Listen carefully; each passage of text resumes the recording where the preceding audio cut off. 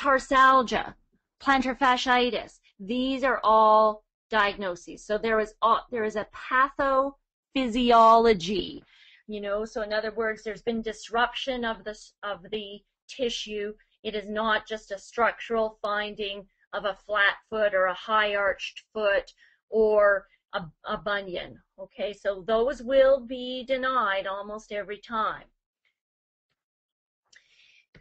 These types of diagnoses, leg length discrepancy, as I mentioned, hallux valgus, generic knee pain, generic low back pain, pes planus, pes cavus, Osgood-Schlatter's, which is a growth disruption of the tibial tuberosity, and Sever's disease, which is sort of an equivalent of the Achilles tendon.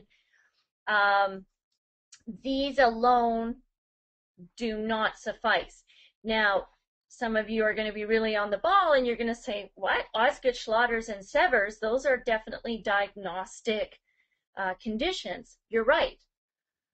But they will only, pardon me, they will only approve them if you can justify that that is related to the biomechanics of the foot.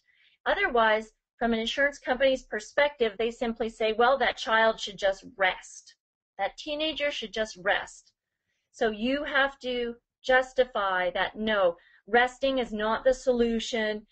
This child also has these biomechanical faults, these gait faults, and they are on their feet for this many hours a day, therefore they require a custom orthotic inside this type of specific shoe.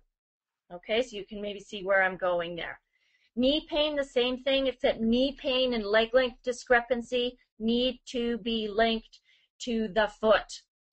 Okay, as long as you link it to the foot and then describe that closed kinetic chain. So you might say medial knee arthritis secondary to whole foot overpronation.